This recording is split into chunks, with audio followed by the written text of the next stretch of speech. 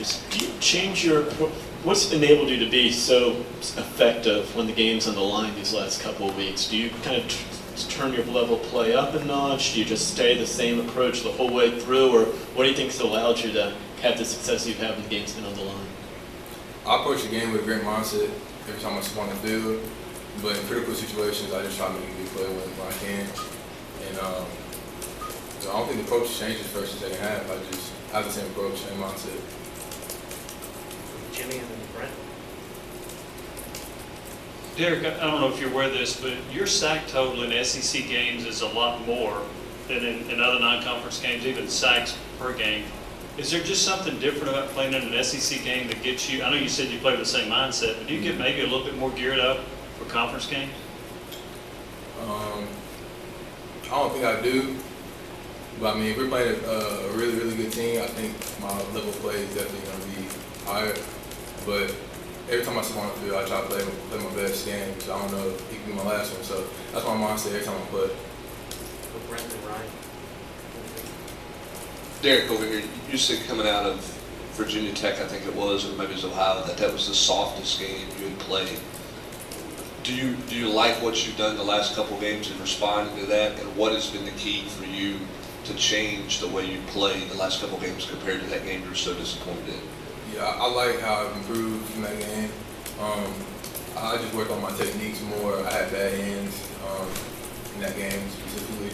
I remember, and my teammates, my D lineman, the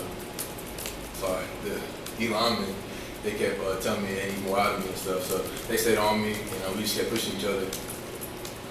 Ryan and Reed and Joel and Patrick. Derek, I'm guessing you're aware by now that a lot of people seem to have compared you to Myles Garrett throughout your careers. Just getting a chance to play in a game where you guys would be on the same field, how does that make you more excited for this game, to kind of a chance for people to have a head-to-head comparison?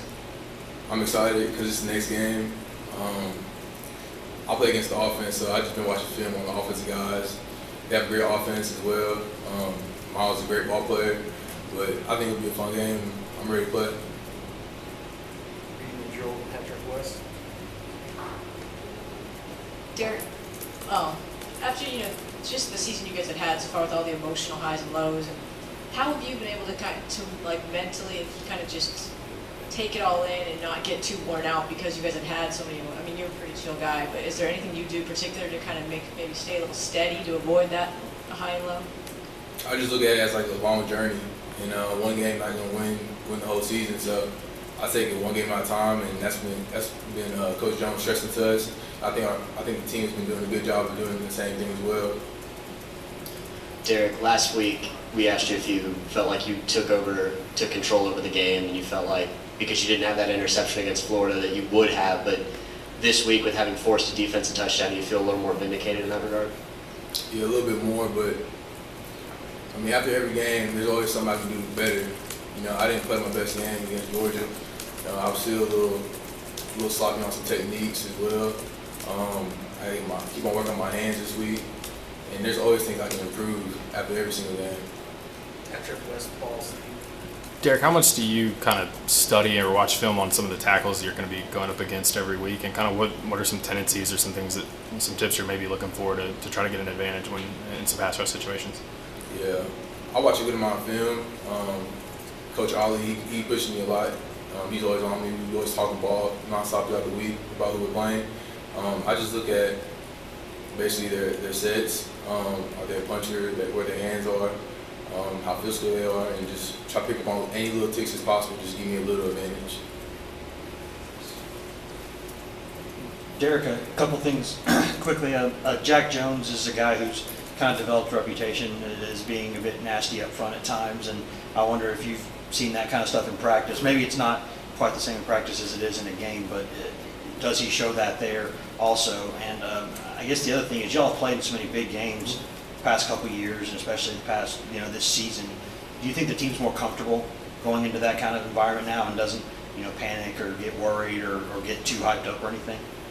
Yeah, Jack's a very physical lineman, and I've gone against him one-on-ones a few times, and he's definitely hard to get around. And I think up front, I think the guys are doing a great job up front. I don't think they give enough credit as they should, but they're doing a good job for us. And can you repeat your second question? Just that y'all have played so many big games the past couple of years, including the past 2 weeks. Do you think the team's more, I don't want to say maybe more confident, but more comfortable, not getting crazy, not getting too hyped up, and just kind of feeling more at home in a big game like that? We're very confident. We were very confident when we started the season because we have a lot of talented guys. But I think our team is starting to understand we can't continue to hurt ourselves early in games. And Coach Jones been stressing this week. Let's make it a 4-quarter ball game. That means we're gonna play good football from the beginning to the end.